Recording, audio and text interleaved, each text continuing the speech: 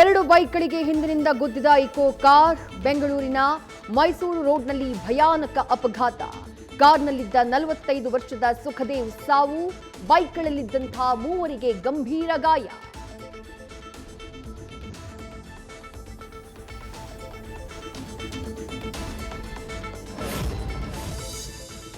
ಧರ್ಮಸ್ಥಳ ಬುರುಡೆ ಪ್ರಕರಣದಲ್ಲಿ ಕ್ಷಿಪ್ರ ಬೆಳವಣಿಗೆ.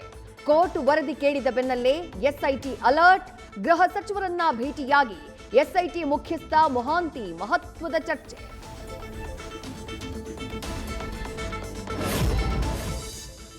ದೆಹಲಿಗೆ ಹೋಗಿ ಬಂದರೂ ಕೃಷ್ಣ ಬೈರೇಗೌಡಗಿಲ್ಲ ಸ್ಪಷ್ಟ ಚಿತ್ರಣ. ಅಸಮಾಧಾನ ಇಲ್ಲ ಅನ್ನುತ್ತಲೇ ಸ್ಪಷ್ಟತೆ ಬೇಕು ಎಂದ ಸಚಿವ. ಇನ್ನೆರಡು ದಿನದಲ್ಲಿ ಕೃಷ್ಣ ಬೈರೇಗೌಡರ ಜೊತೆ ಮಾತನಾಡೋಕೆ ಸಿಎಂ ಡಿಕೆಶಿ ಸಜ್ಜು.